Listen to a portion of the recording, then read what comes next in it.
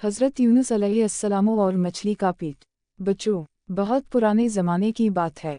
अल्लाह ताला ने हज़रत यूनुस अलैहिस्सलाम को एक कौम की तरफ नबी बनाकर भेजा था। इस कौम के लोग बहुत ज़िद्दी और नाफरमान थे। हज़रत यूनुस ने बार बार इन्हें समझाया कि अल्लाह को मानो, बुरे काम छोड़ दो, सच्चाई और नेकी का रास्ता अपनाओ, लेकिन वो लोग सुनते ही नहीं थे। आखिरकार हज़रत यूनुस नाराज़ हो गए और बग़ैर अल्लाह की इजाज़त के वो बस्ती छोड़कर चल दिए। हज़रत यूनुस एक साहिल पर पहुँचे जहाँ एक किश्ती रवाना होने वाली थी। वो किश्ती में सवार हो गए। कुछ देर बाद समंदर में बहुत बड़ा तूफान आ गया। किश्ती हिचकोले खाने लगी। किश्ती के लोग डर गए और कहने लगे कि ज़रूर कोई ऐसा शख्स हमारे साथ है जिसकी वजह से ये मुसीबत आई है। इन्होंने कुरा डाला ताकि फैसला हो। कुरा हज़रत यूनुस के नाम निकला। लोगों ने माज़रत के साथ हज़रत यूनुस को समंदर में डाल दिया। जैसे ही हज़रत यूनुस पानी में गिरे, एक बहुत बड़ी मछली ने अल्लाह के हुक्म से इन्हें निगल लिया।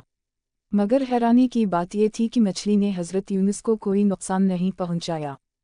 अब हज़रत यूनुस मछली के अंधेरे पेट में थे। इर्द गिर्द अंधेरा ही अंधेरा था। नीचे समंदर का अंधेरा, ऊपर मछली का अंधेरा और दिल में तन्हाई का अंधेरा। लेकिन हज़रत यूनुस ने हिम्मत नहीं हारी। इन्होंने अपने रब को याद किया और सच्ची तौबा की। वो बार बार ये दुआ पढ़ते रहे, ला इलाहा इल्ला अंत सुब्हानक इन्नी कुन्तु मिनल ज़ालिमीन। तर्जुमा, तेरे सिवा कोई माबूद नहीं, तो पाक है, मैं ही कसूरवार था। बच्चों, अल्लाह ताला बहुत मेहरबान है। अल्लाह ने हज़रत यूनुस की दुआ कबूल की। अल्लाह ने मछली को हुक्म दिया कि वो हज़रत यूनुस को महफूज तरीक़े से साहिल पर उगल दे। हज़रत यूनुस बहुत कमज़ोर हो गए थे, लेकिन अल्लाह ने उन पर ख़ास रहमत फरमाई। थोड़े दिनों में हज़रत यूनुस ठीक हो गए और दोबारा अपनी कौम की तरफ लौटे। इस बार उनकी कौम ने उन पर ईमान ले आया और सब अल्लाह पर यकीन करने लगे।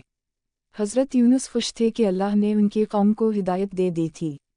सबक: हमें कभी भी अल्लाह पर से उम्मीद नहीं तोड़नी चाहिए।